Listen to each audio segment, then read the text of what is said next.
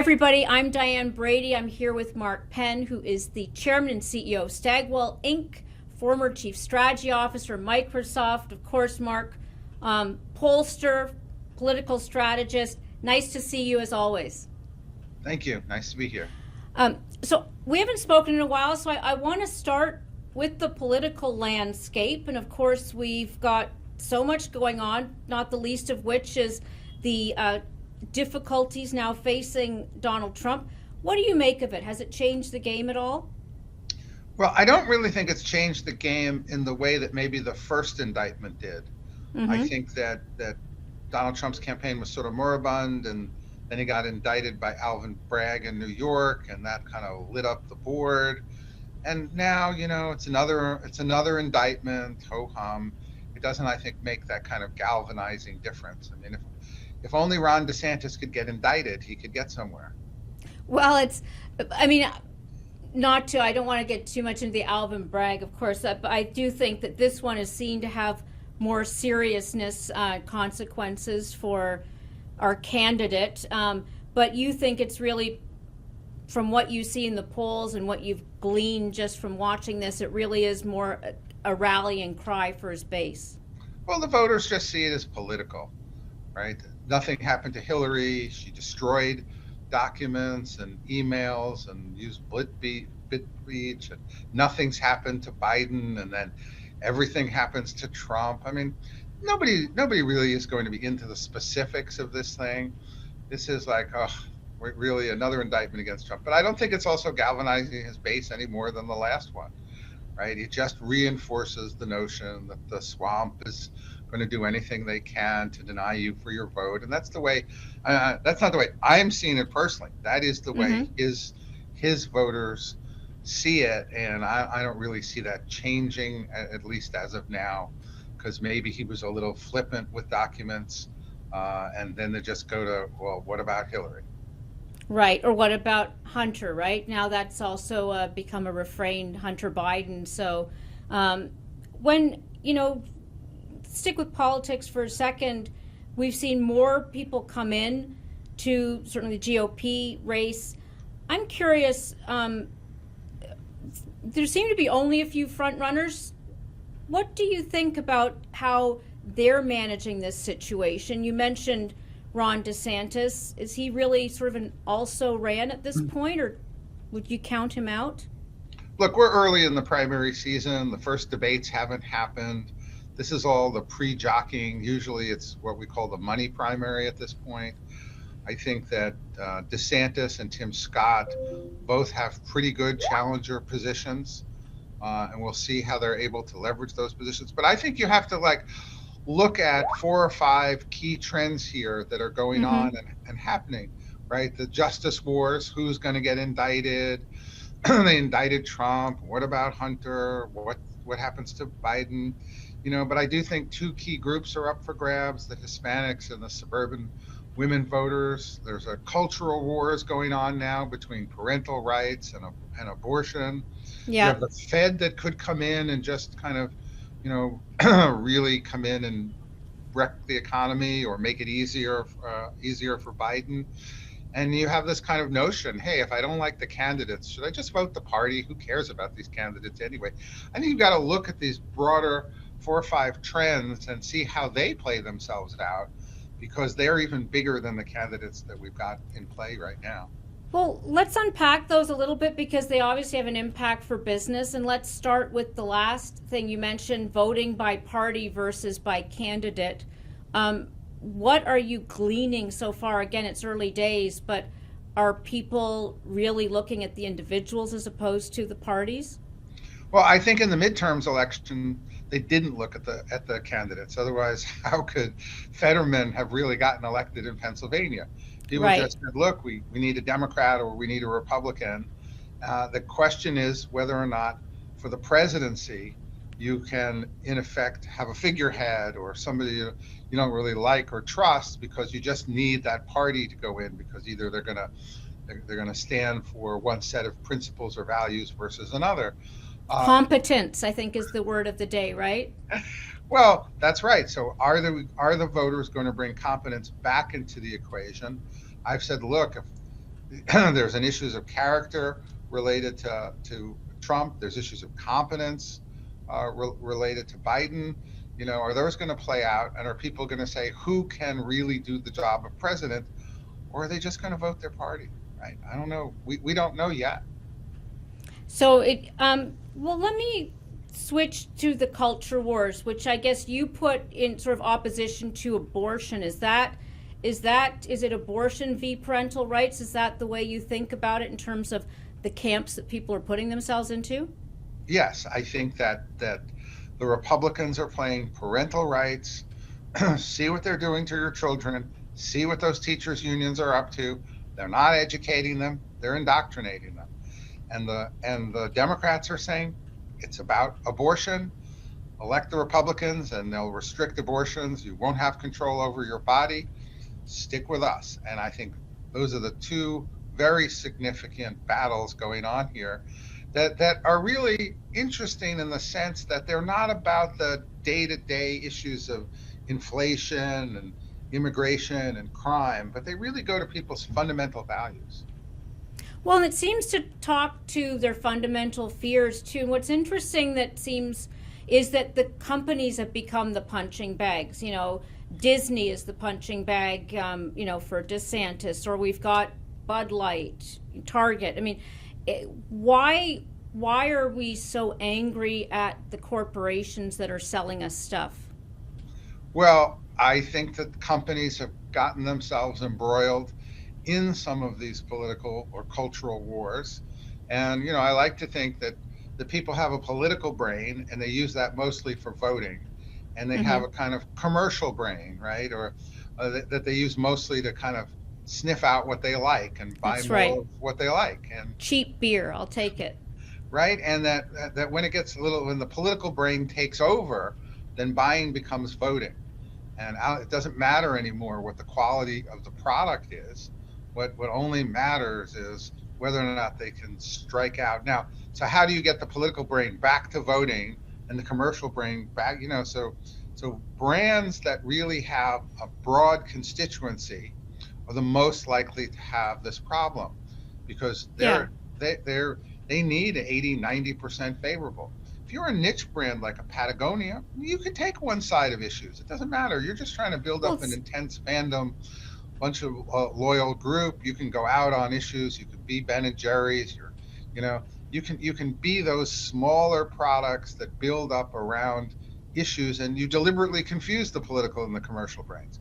But man, if you are a product that says like shaving or really basic products as you see like traditional cars, you got to watch it because once you get involved in politics, you could quickly lose up to half of your base, and you're oftentimes not advised properly because maybe you have a Democrat who's your CCO or a Republican who's your CCO. And so at Stagwell, we put together the Risk and Reputation Group, where we give you Democrats and Republicans working together so that you really understand how these issues play themselves out and how you can best position your company's brand in the midst of what's going to be a very tricky political season.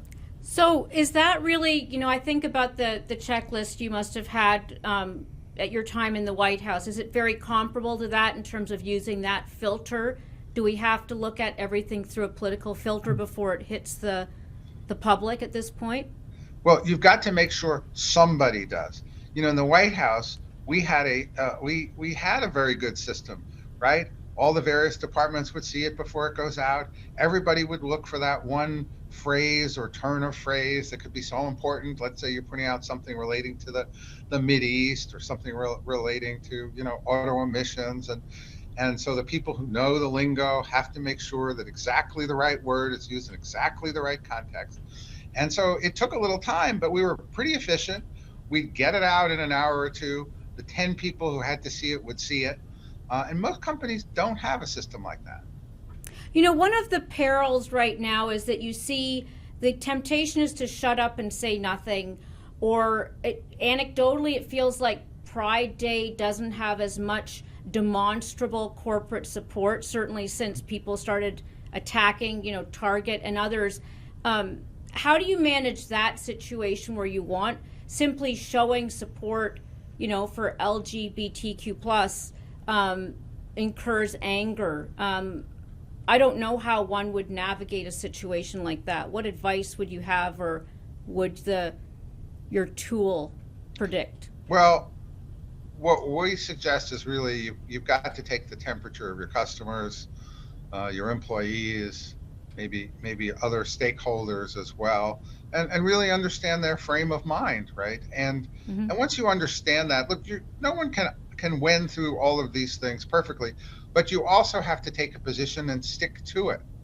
The biggest problem is when you take one position. I think the worst thing done was probably by the LA Dodgers in the way they dealt with the nun group there that had very strong anti-Catholic overtones, and they put them out and they put them in and they put them, then they added. It's like Bud Light. Bud Light did the same, right? I mean, kind of, we support Dylan Mulvaney, we don't. So good point. It's the waffling makes everyone unhappy, I'm sure, right?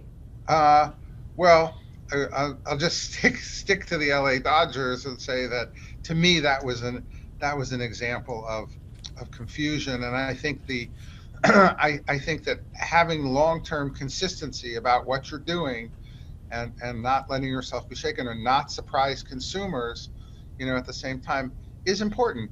And remember that the brands that are going to be most susceptible are these broad scale brands, and they really have to understand it's a big difference if your customers are primarily in urban areas or if you're selling F-150 trucks primarily in suburban and rural areas. You're going to have a very different customer base, right? And it's going to be very important to understand who they are and how you wend it. And look, we're not saying don't take positions or get involved, but we're saying figure out ways to get involved that don't split your constituencies or don't have you doing one thing followed by something else on Tuesday, followed by something else on Wednesday. And we think now you can anticipate most of the reactions to what you do.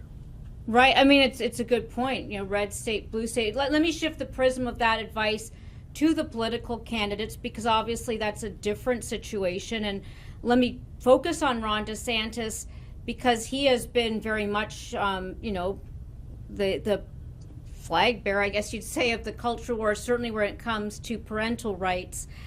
Is that perilous? Because ultimately, to win, he's going to have to win as president of the United States. Is there a risk of him over-indexing, or any of these candidates over-indexing too much on the trends you talk about? Well, I do think DeSantis has invested heavily in go woke, go broke. And if I were him, I'd start investing in a balanced budget program, an immigration program, a crime program. I think he's letting himself be pigeonholed as a cultural warrior rather than someone who ran a major state through a number of crises, now has to convince voters that he's the person who should be entrusted with handling the economy. And so I think his campaign is frankly a little off base and has put too much emphasis on these issues. When the voters, if you ask them, what's your number one issue? Inflation. Yeah. Are any of the candidates, you've mentioned Tim Scott, Chris Christie's in the race, are any of them focused on the issues that you think are going to ultimately determine who gets to be in the Oval Office next? I think Tim Scott has the most optimistic platform that I think will definitely strike a resonant chord. I think I saw an interview with Chris Christie yesterday, and all he said was like, Donald Trump can't win, I can. And I think that's the worst argument for these candidates to be making. You have to show you can win by showing you have ideas to lead. That whatever you think of Trump in his first campaign, he had a bunch of ideas on trade, on dealing with China, and serious ideas, and they were critical to how he catapulted himself. I don't think these Republican candidates understand that. They think it's just through, how you attack or counterattack or say you're going to win and he can't. That's not what attracts voters. Is the best strategy to ignore Donald Trump right now? I mean, let's just take from political candidates from that. I mean, because obviously there's oxygen that's going into these campaigns for various reasons. What would your advice be as a strategist to any of these folks? At this phase of a campaign, you get your money in shape, you get your platform in shape, and you test out your platform, you test out your wrap, and you make sure that it resonates with voters, so that by the end of the summer, you are really ready to hit the ground running and ready to build a constituency. You also build up your political organization during this period. What about for the incumbent, that being our current president? The incumbent? Well, the incumbent is doing a pretty good job so far of keeping other candidates out. But what he needs to do is get his numbers up 5 points. I think he did a good job with the debt deal. I think he should get some credit for that. I think if he can get his numbers up 5 points, he's going to sail into the nomination. If by the end of the summer he's still at 41, I wouldn't be surprised if someone like Gavin Newsom got in and challenged him for the nomination, because his numbers against Trump will continue to sink. He won't have a realistic chance of winning. No president in the low 40s, I think, could get reelected. Yeah. And that will be obvious.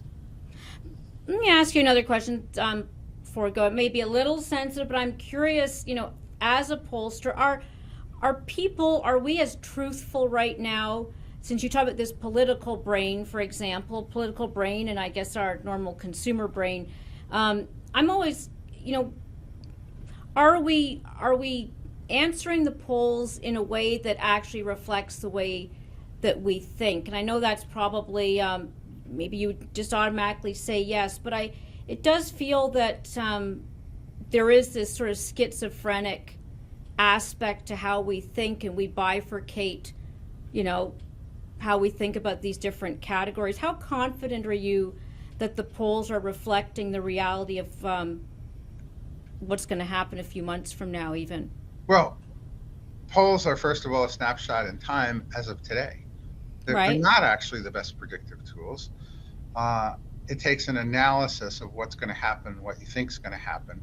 But I think that what you point out, which is that people have several contradictory thoughts swirling around in their head at any time, that is the normal American state of mind. Okay, nothing's different. So no. We're perhaps being too hyperbolic about how much has changed. No, the swing voters are cross-pressured, right? They think, well, maybe I support the policies of lower taxes, but on the other hand, I don't like the abortion positions of the Republicans. I like the Democrats on it. They're going to have things that pull them in different directions. Oh, I think Donald Trump is guilty, but he shouldn't have been prosecuted.